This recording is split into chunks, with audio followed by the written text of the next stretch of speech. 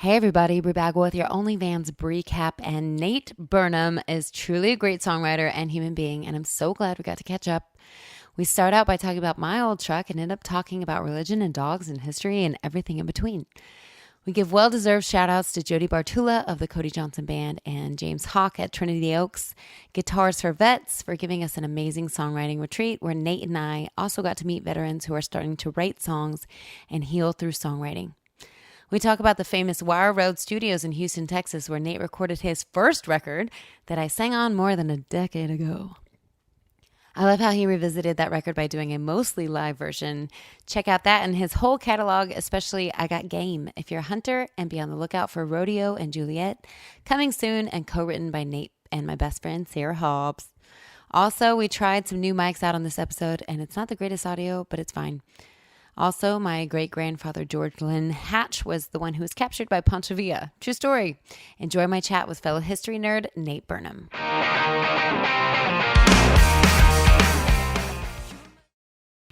Howdy y'all, it's Brie Bagwell and Whiskey, and I know you guys always support the people that support me, and this will be no different. So let me tell you about Deep Ellum Brewing Company. Born and raised in Deep Ellum, Texas, Deep Ellum Brewing Company has really made its mark in the beer world. Known for its flagships, Dallas Blonde and Deep Ellum IPA, they put boring beers to shame with a full lineup that is unapologetically not brewed to style. My favorite is Dallas Blonde, which I took home for the holidays and let my family drink it, and they drank it all. It's fine. So head over to deepellumbrewingcompany.com and open the beer vault and give your fridge what it deserves. And you'll see why love runs deep for Deep Ellum Brewing Company. Available in Texas and Oklahoma. Side effects include severe happiness, and you must be over 21 and not a chihuahua. Please drink responsibly. Job, you did a good job. You did. I took a semester of judo in college. Nobody knows this about me. And I can do the thing where I'm like, okay, grab my hand. And I'm like, oh no, I know how to get out of it if you grab me with the other hand. Then I'm like, so if an attacker, if they come at me and they grab me with a specific hand on a certain side of my wrist, I can like get out of it. But that's about all I remember. Hey everybody, this is Brie Bagwell, and this is my podcast, Only Vans, where I talk to my friends in my van.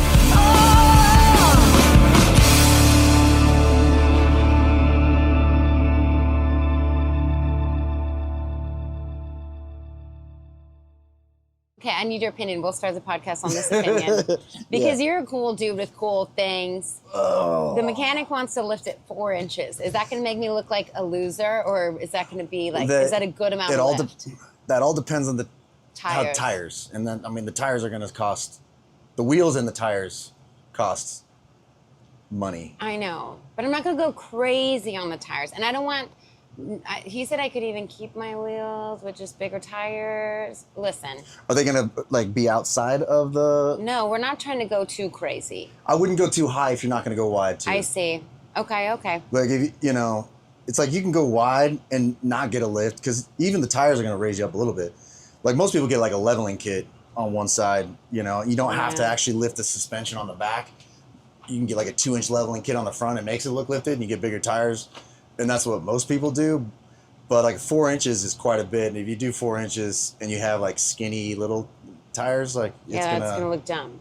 I don't think it'll look as good. Well, if I pull up in an old truck, but it's lifted with some cool tires, that still makes me cool, right? What it says is, I just got my truck lifted, and I don't have the money yet to buy new big tires, but I'm going to. Oh no! What if I have good tires, good lift? Like, no, I mean... Because sometimes I pull up in this, and people are like, Brie Bagwell drives a really old truck. I think it's cool that I drive an old truck. I got a big rig. That's what I'm trying to say. But I'm trying to make it to look like, you know, I don't want people to be like, oh, she's really scraping by. No, well, who cares? Like, you get a good truck, you drive... I have a 97 Nissan pickup, hard body. It's the last year of the hard body before they started making the Frontiers. And those are like the old Tacomas, like they're bulletproof. And I still have it. I keep it in Idaho because I still go back out there and hunt and stuff, so I have a vehicle to drive around. But it's old. But every time I turn the key, it starts. And, you know, my wife and I got married in 2008, and they had that whole, like, Obama Cash for Clunkers thing. Yeah. Remember that? Okay. And she's like, you should turn your truck in for Cash for Clunkers and get something else. And I was like, I think I want a divorce, you know? Like, I I don't think we should talk that way about this truck. Like, this truck has outlasted everybody, every girlfriend, and apparently my first marriage too, because like I'm not getting rid of this truck, and I still have it. And my daughter, she's 14, she wants to drive it, you know, and so I'm gonna have to get it down from Idaho. But you know, it's one of those things where, yeah, you got to work on them, but they're easy to work on. The older trucks are easy to work on. And if you keep that up, like, they just run forever. If anyone talks trash about my truck, I will murder them just too. punch them in the face. I know. My dad gave me that truck. My friend Nate Burnham is here. I'm so excited that you came here. I was just talking about you a couple days ago because that songwriting retreat that we're on, I guess I had my venues crossed. Was the same one. But anyway, How does that I was happen? talking about you because Sarah Hobbs, our mutual friend, is recording a song, and I asked her if that's one of the ones that you wrote at that retreat. So I don't know if we should tell the title, but we probably can, right? Yeah. It's the coolest title. It is. Was this your idea? No. So the title's Rodeo and Juliet. Yeah. And a friend of mine who they're regulars at this venue we would play. She doesn't play music. She doesn't sing. She doesn't write, really. She just messaged me one day. She's like, I have an idea for a song, which, as songwriters, you know, everybody gives you lyrics. Here's some lyrics, or here's an idea. I got a song idea for you. Now, I think you would sound great if you sing, you know. And 99% of the time, nothing happens. But I always listen. Like, sure, call her up. She's like, all right, I got the song title. It's Rodeo and Juliet. And I was like, all right. I was like, all right, do you have any lyrics? She's like, no. Like, do you have like any melody that you want? No. It's like, do you know what you want the song to be about? No. Like, all right. I was like, all right. Like, I think it's interesting. You know, just give me some time. Might be next week, might be never, you know. And so I started researching women in rodeo. And I found this story about a woman named Bonnie McCarroll, who she was a bronc rider. Well, found out that women back in the day, they used to compete in rodeo all-around events against men. They would bull ride, bronc ride, rope. They would do all the stuff the men would do. Dang. 100 years ago. How come I didn't know that? I didn't know that. So like, I'm a bit of a history nerd. So I'm like, oh, well, this is cool. And it, of course, 100 years ago, there's people like, oh, women shouldn't be in rodeo. That's not a ladylike thing to do, right? But she was phenomenal. She was from Idaho, but she went all over the country doing exhibitions and stuff. But in 1929, it was going to be her last day. She was going to retire after that day, but she got hung up on a bronc named Black Cat, and she sustained injuries, and she basically, you know, she died in the arena. They rushed her to the hospital, but basically, like, she wasn't. Oh my God. So after she passed away, all the pro rodeo circuits banned women from all the rough stock events. So essentially, it was the day that the rough stock cowgirl died. They didn't do that when Lane Frost died. Right. And I tell this to people that everybody's heard the story of Lane Frost. Right. And nobody's heard the story of Bonnie McCarroll. I was just going to say. Like, exactly. And I think that she should be a household name as much as Lane Frost. She's in the Cowgirl Hall of Fame in Fort Worth. She's in the Cowboy Hall of Fame in Oklahoma City. Like, people who know rodeo, know history, they know the name Bonnie McCarroll. And it's like this. So when I read this, and I'm thinking Rodeo and Juliet, like, if the actual Romeo and Juliet has some tragedy in it, like, this is the story. Like, you have to tell this story about Bonnie McCarroll. So I started writing it on my own. I had, like, you know, like a verse and like half a chorus, and I really thought, like, I need to bring a woman in on this. You know, like, this like needs a woman's perspective. I knew of Sarah Hobbs, never met her before. That was my next question. You guys had never met till that day? No. So again, I showed up late to the thing. Like, I was there a couple days late. I got to write a song or two with some other people, but I was like waffling. Like, do I talk to her about it? Do I approach her? I don't know. Like, we're just here to, like, at the same place, but I don't know her, you know? And, but I kind of wanted to talk to her about it. But last night, everybody was done writing, and we're all sitting around that fire pit at night, and everybody's just doing what they do, right? Joking, playing guitar, everything. I had left already, I think. Did I leave that or was that? I don't know if you were there on that one. Or maybe you were I think you were gone. I think like, I came left late and you left, like, right away. And so but this is the last night, and she's just by happenstance sits next to me, and we're all hanging out, and there's just kind of like a lull, and I was like, hey, like, I've got this idea that, we told the whole story, and like, I've got this far, but like, I think this story, would be cool to tell. And she was very like, I bet she was, oh my God, Nate, yes. That is a great idea. I can't do it a good job, but pretty much. It surprises me that you guys aren't better friends, because you remind me a lot of each other. She's a hunter, right. gatherer, such as yourself, and she is super chill, really down to earth. So then you just wrote, isn't that wild? You just met her and then you just wrote a song and now she's recording it. I mean, right. I've been doing it 20 years and it still doesn't not shock me that that's how things happen. Yeah. Right? Yeah. No, I mean, it was just by chance. I was like, do you want to finish writing this with me? And she was like, yep. So we both got up, like went back in the lodge. I mean, we were there till like 2 a.m. Yeah. We both awesome. Like walked away like, oh, this was special. Cool. Yeah, I have a special song with Sarah too. She's a special person. That's my best friend. So, do you like co-writing? Or, I mean, I guess we should provide some context that our mutual friend Jody Bartula, who plays for the Cody Johnson Band, no big deal, he put together this songwriting retreat, and it was is it called Trinity Oaks? Oh no, it's Trinity Oaks. Okay, yeah, that's what it's called. Beautiful. Also called the Thumbtack Ranch. Like they have like a couple different names for it. Like beautiful lodge cabins, and they put us all up. They brought in people to cook for us. Yeah. And then we just sat there and wrote songs, and it was delightful. So thank you, Jody Bartula, for choosing us. And Hawk, thank you. Hawk. Hawk's the one that... Hawk is, yes, he takes care of everything. And they brought in some veterans there that were starting to write songs. And man, I don't know what I was expecting, but a couple of them played their songs for us, and I was just a freaking puddle. It was so intense, and but also beautiful that they do that. And so, I don't know, my question is, co-writing for me, that's how I like to do it. Like, let's go to a lodge where there's beautiful scenery and a bunch of people. But other than that, like, making myself co-write sometimes is tough. But that was really fun. Yeah. I don't know. How do you feel about it? Well, Jody does a great job of getting the right personalities in there. True. And, I mean, he knows everybody on the planet, and he could invite everybody on the planet, but he tends to pick the right people to come in.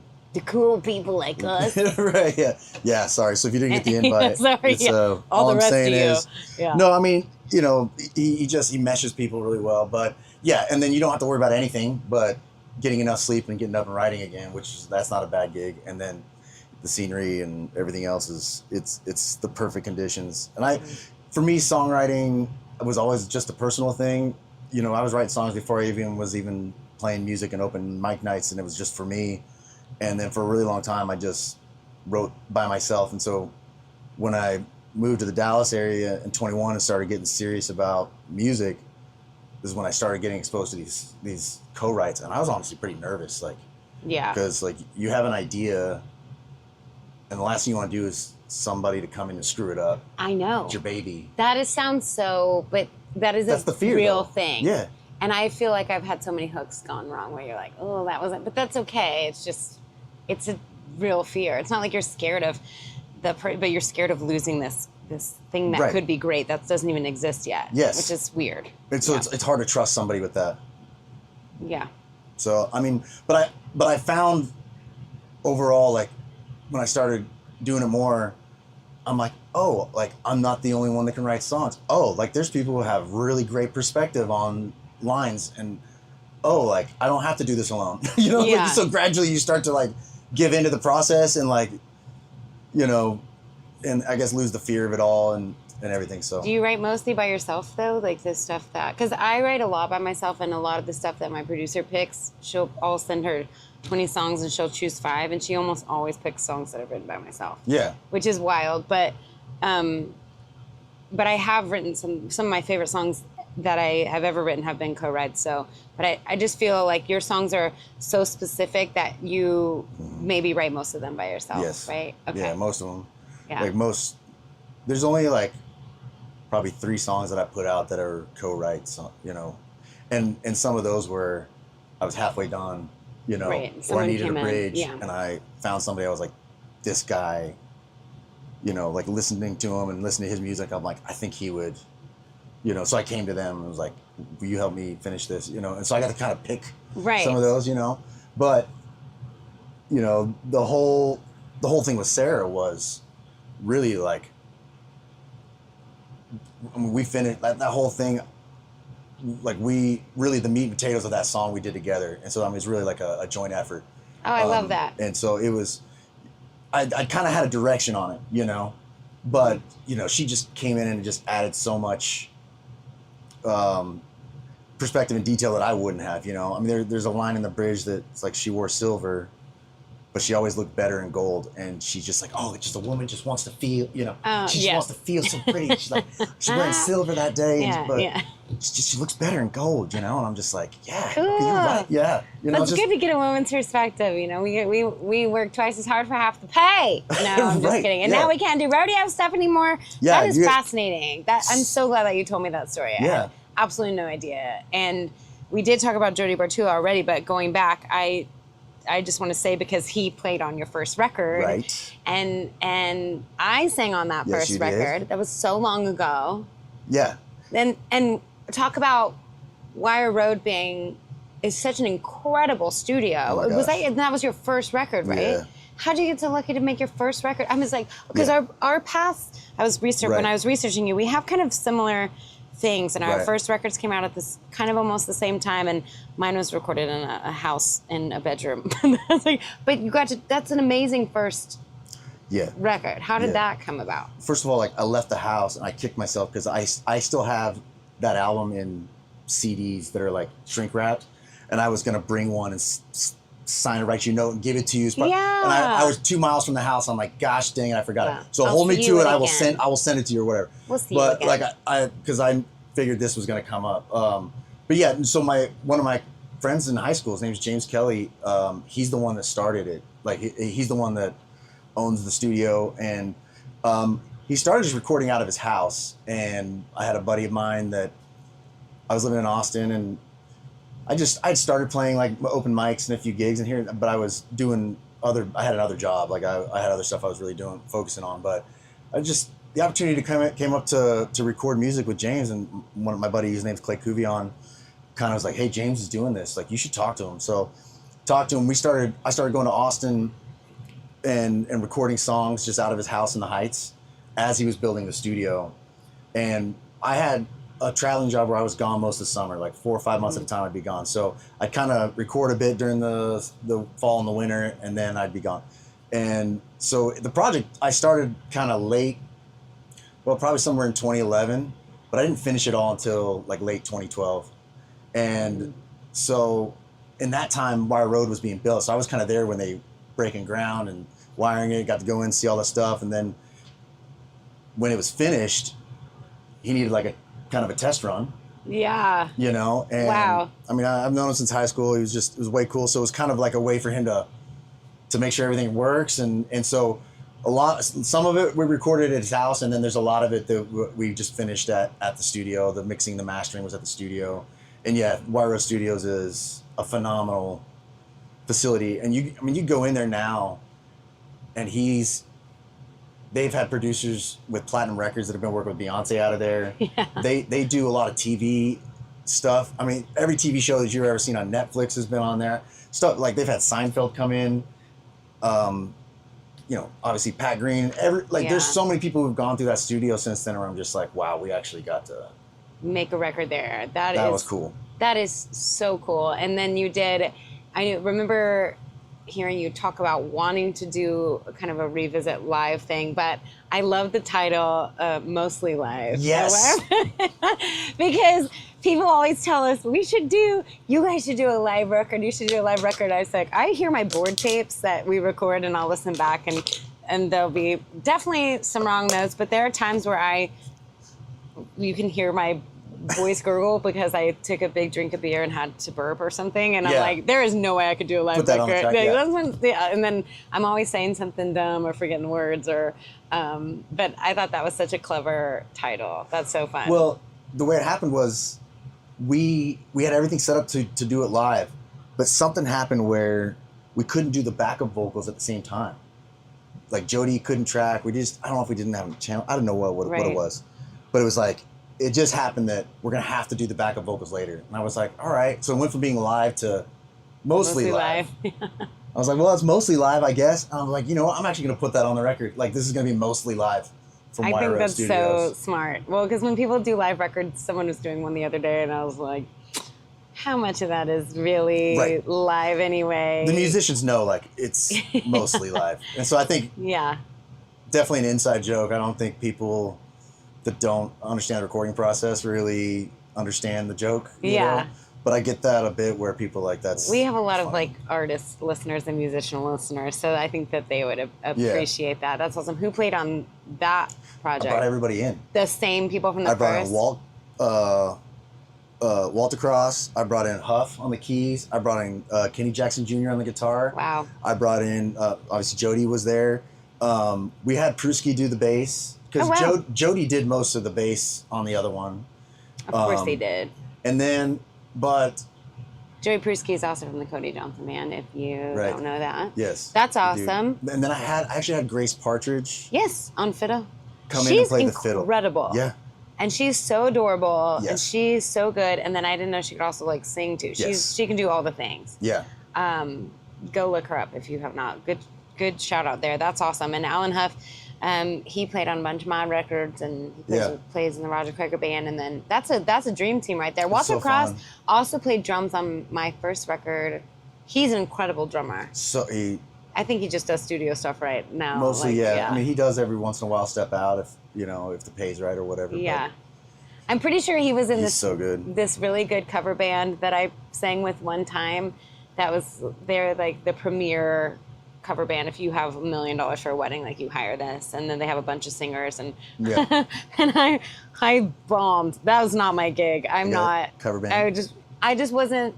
They wanted me to sing all of these like really rangy songs, and you have to sing them just like the record and in the key of the. I don't know. And I think Walter was the drummer, and I think I also, it was in my early days. I think I was a little bit hungover, and I didn't do a great job.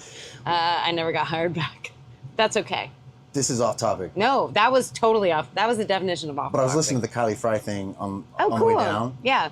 I was listening to quite a few, actually. But she talked about the trio that you guys wanted to put together with Caitlin, herself, and you.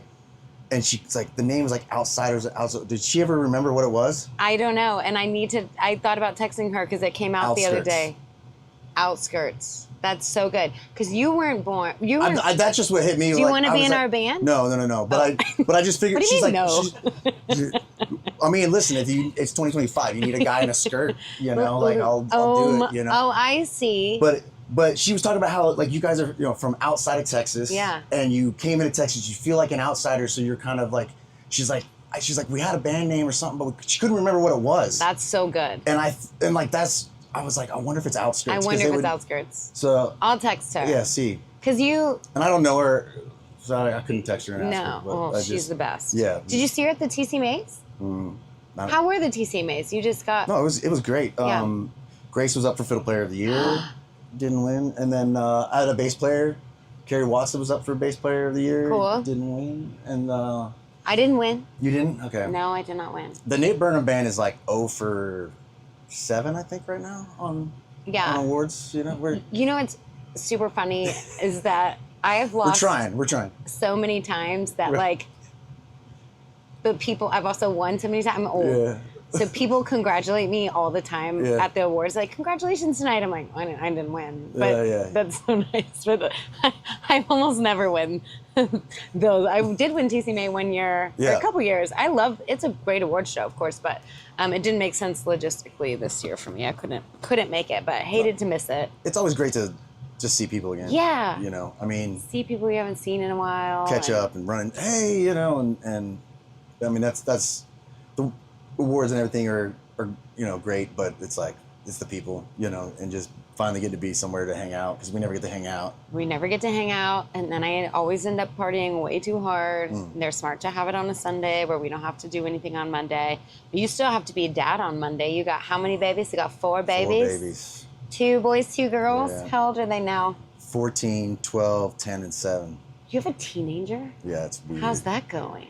Well, she's the best. Aww. Like, she's the best. She's, so it's great, but it's just weird. because she's a ninth grader now. Yeah, you know, yeah. It's like we have a high schooler. She's a lady now. Yeah, but she's a daddy's girl. And Aww. yesterday was like a crazy day, and I was gone all day, and I only had like a little bit of time to to see the kids before I had to go out and do some other stuff, and it was like 9 o'clock. She's supposed to go to bed, but I was like, I gotta go run this thing over here. It's like gonna take me about 30 minutes. You want to go? She's like, yep. Aww. You know, so she just jumps in the truck, and a lot of times the time we get to hang out is just us driving around somewhere together, and then we stop at 7-Eleven, get cookies, and just hang out, you know? Aww. So it's like, but no, being a dad it's the best thing in the world. Like, it really is. And so fortunate, and fortunate to have a great wife at home. Yeah. That, supports everything. And we are lucky to have found our people, like yeah. Everyone doesn't get that lucky. And I love watching you be a dad. I was creeping on your Instagram and I was like, oh, they're in Jiu Jitsu. Yeah.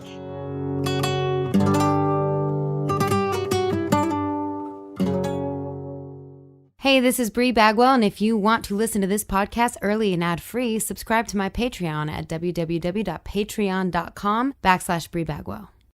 Are you ready to take your merchandise to the next level? Well, just ask me who I use, and that is CH Lone Star Promo. They specialize in screen printing and direct-to-garment, embroidery, laser engraving, anything promo related, they can do it. Step up your merch game now with CH Lone Star Promo and tell them Bree and Whiskey sent you. That's so smart. I took a semester of judo in college. Nobody knows this about me. And I can do the thing where I'm like, okay, grab my hand. And I'm like, oh no, I know how to get out of it if you grab me with the other hand. Then I'm like, so if an attacker, if they come at me and they grab me with a specific hand on the certain side of my wrist, I can like get out of it. But that's about all I remember. But that's really smart. And I've thought so many times about just women in self-defense, and guys too, of course. But I think people don't think about it. It's like soccer or basketball or gymnastics. Right. But that's such a great skill to have as any human. Yeah. I'm so glad that you did that. Well, and it's not, and I train a little bit. Like, I'm still a white belt, mainly just because my kids are starting to beat up on me. I was like, I should start training a little bit. But, it's not a silver bullet, but I've gone in against, and they call it rolling, like when you grapple or whatever, you practice. And so I've rolled against a woman who was smaller than me, weighed less than me, and she was a purple belt. And she didn't submit me, but she was a problem. Like, I couldn't do anything because she knew all the things to do.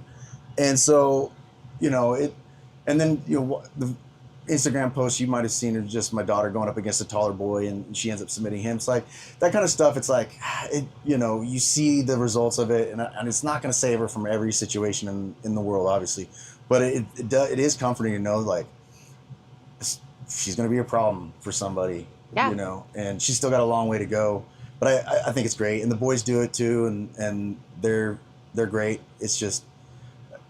I was like a baseball player growing up in college and everything else, and it's cool that they have their thing. You know what I mean? They have their own thing that they're doing, and so until she gets hurt, and then they ban all women from jiu-jitsu forever. Yes, I'm just kidding. That's not weird. Hopefully not going back.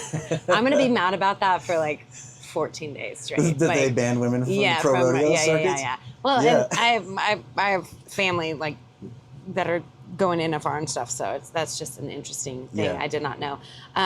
But yes, I wanted to talk about that because that's what when I was thinking about our parallel lives. I was also an athlete, and you're an athlete, but college baseball, right? So that's and you didn't pick up a guitar until college. I didn't pick up a guitar until college. Okay, well, so it's kind of an interesting thing where that sports define you for so long. And there was a period where I hurt my shoulder, and then I didn't end up going to college. Volleyball. Okay. 5A player of the year. It's not a big deal. Gatorade player of the year also, but it's just not a big deal. Gatorade player of the year? Well, I'm from New Mexico, so it's a little bit easier to get. Gatorade player of the year is a big deal. Well, it was a big deal, but it's not. Wow. I always say, if you want to, So what schools were checking out Bree Bagwell? Well. Also not to brag, but I got Did you do some visits? I did a couple visits. Yes. But the visit that I didn't do was University of Alaska Fairbanks sent me a recruiting letter, and it's like, do you like to cross-country ski to school? Do you want to go see grizzly bears on your break periods? And I was like, absolutely not. Like, I'm from the desert. Yeah. But everyone said, you should have gone and done that official visit. But I didn't. But I didn't. I hurt my shoulder, and then I decided to go to college. I played actually on the club volleyball team at UT, which was really competitive actually. Sure. Oh, yeah. But every year we started playing Texas schools, and they would just put a whooping on us. So it's a little easier in New Mexico to be have some accolades. But I think I was good, but I would run the other way if I saw volleyball now. I mean, I'm glad you're still doing athletic things. It seems like you have to because you hunt so much, right? Is that probably comes with the territory? Well, yeah. No, I mean, fortunately, like I still have legs. I feel like I don't like work out like I used to. I'm full dad bod now at this point, but it's always one of those things like I need to get back in, and then I never do it. Who has the time? Yeah, you and Sarah on your podcast, like, what is gym? Oh yeah, like, yeah. I'm gonna need an Apple Watch. I'm gonna need. Yeah. Right. Yeah. No, absolutely not. And then it's so funny because I just bought $200 worth of classes to my local cycle bar, and then they closed down without letting any of us know. So I was like, this is God telling me that I need to cool it. I don't need to be working out. Okay, but what position did you play in baseball? Center field, lead off. Wow. Like short, fast guy, I guess. Yeah. You're not short. I know, but like when you play like a Division I baseball team, like I'm on the shorter end. I see, yeah. Like everybody was like 6'1", 6'2", and I'm over here at 5'10". Like I was like the second or third shortest guy on the team, which is like, I guess I'm average height. Yeah. Well, where'd you play in college? That's impressive. University of Utah. Oh, cool. But I did junior college for 2 years at Mesa Community College in Arizona. Okay, I knew you were in Arizona for a little bit. I love Arizona. It's beautiful. I'm obsessed with it. We just did a run out there, and I just had a meeting with my agent yesterday about 2026. He's like, what do you want to do? And I was like, I want to go to Arizona. Yeah. But where is that college in Utah? What city? Salt Lake. It is Salt Lake? Mm-hmm. I like Salt Lake City. That's great. I like Utah, too. We just went to Moab for the first time. Utah's a little bit underrated. It gets a bad rap. Oh, yeah. Well, so what's the rap? Hey, we don't talk about that. We don't talk about politics or religion on those. Mormons. Yeah. Well, my mom was raised Mormon, so well, that's the alcohol laws are a little bit of a bad rep. But I love Utah and I love Arizona. I don't know. There's good and bad of all places, but how was living in Salt Lake City? Did you like it? Yeah. So I was born in Utah. Okay, and then I we moved when I was like 6 months old, but like moved to Arizona. Dad went to Arizona State. Like we moved around. I had 5 different elementary schools in 5 different states. Like we bounced around, and then I ended up in Texas in 3rd grade. So and then I basically lived there in Houston. In Houston, yeah. Right. And so, but like all my family's in Utah.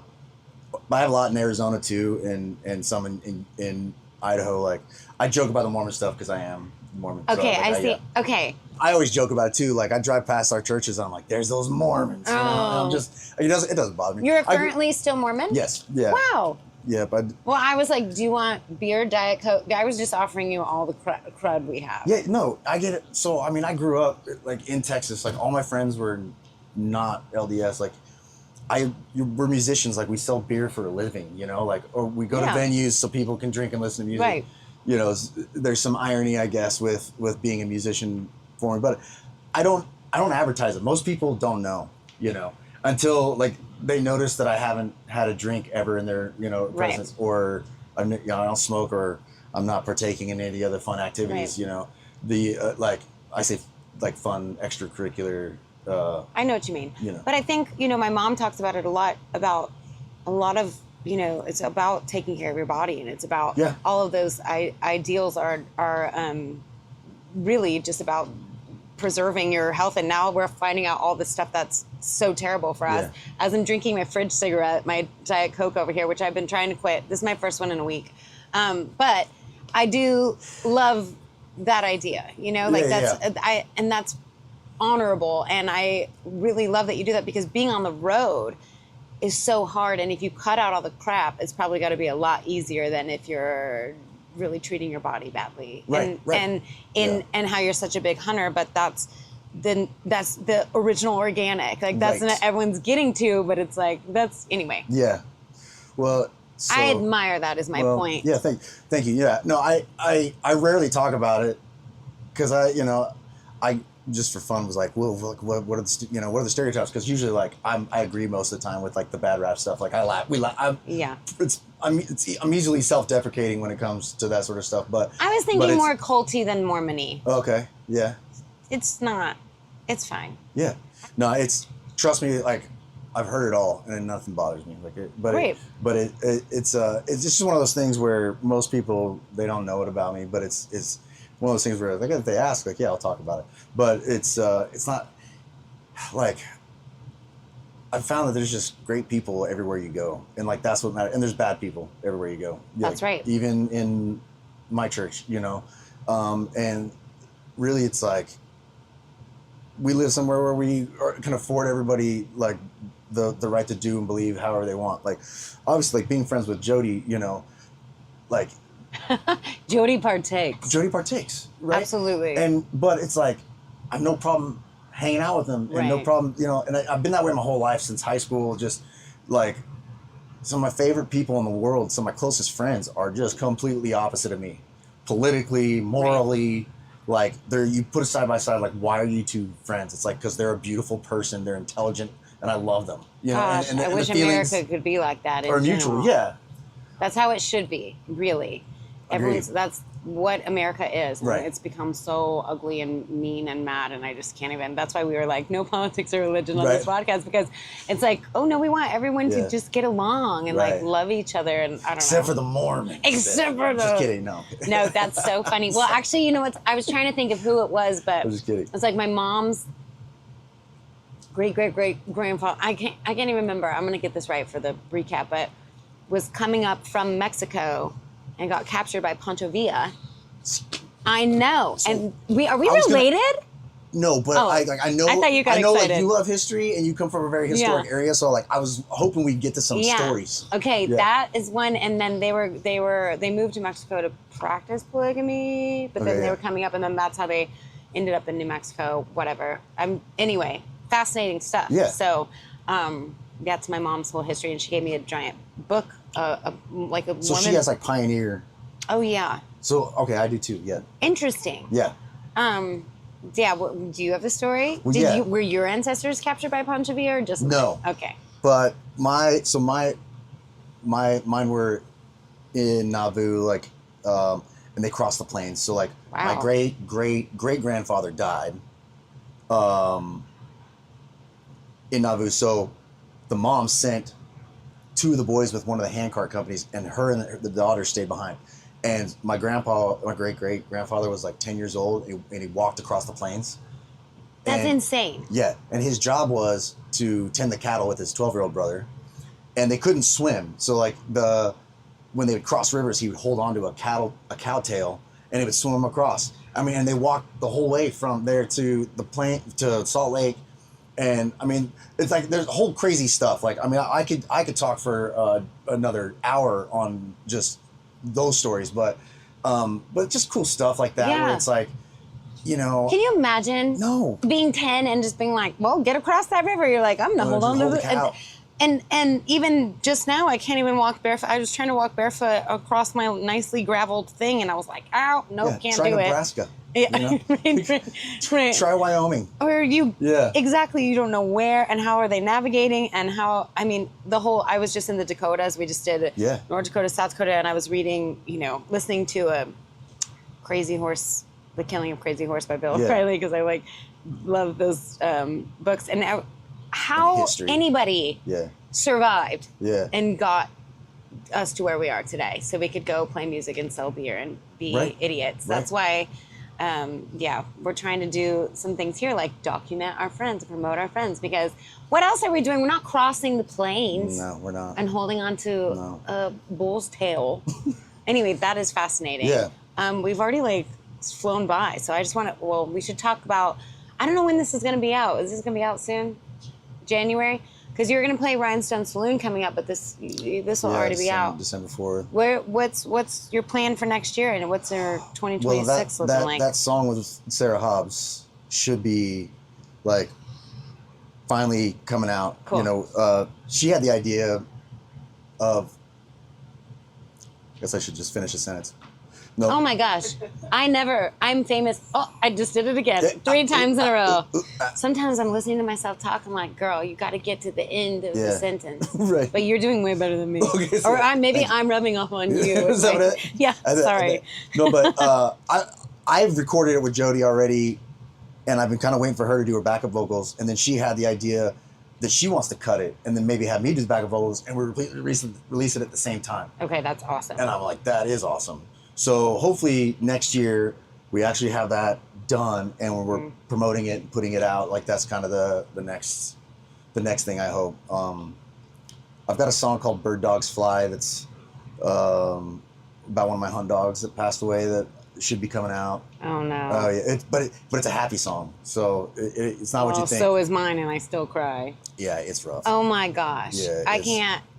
Yeah, and your songwriting, it's so crazy. We didn't even really like touch on it, but the I've Got Game song is like perfectly written. Thank you. I'm gonna make myself cringe when I say this, but that song should be on every TikTok. Like that should be a huge song for Hunters? If you have and their videos.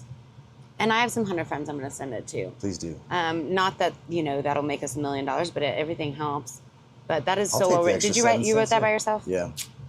It's really good. Thank you. Yeah. Okay, so Bird Dogs Fly.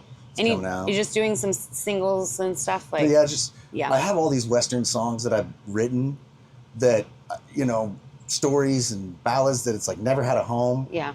And I wrote a song called 1845 that came out. Oh, yeah. Because Steamboat was a part of part of Texas. And we did that in our ads, in our Steamboat Music Fest ads. Yeah. I'm like, did you know in 1845, yes, Steamboat was a part of Texas? And I didn't know that. And you put it in a song, which I thought was so smart to... I mean, when you think about song ideas and where they come from, and I would have never thought to make the fact that Colorado is part of Texas into a song. So right. Great job. I interrupted you. But no, thank you. That's what we do. We talk. And then, but I have a lot of Western songs. I guess the short of it is, because I know we're out of time, but some people at the King Ranch found me through that song. And because they're like, we love history and everything. And they had me come play their corporate event or their Christmas party in Houston. And then they loved us, and they invited us out to San Antonio to do their cattle convention. And they're like, we want to keep working with you. We have this thing out at the King Ranch. We want to bring you out. We do like a fundraiser. No big deal. Yeah. And they're like, it's in June. I was like, cool. Yeah. Let me know. And so, April, May, June, come and go. July, I never hear from them. And then August, they're like, hey, sorry. We ended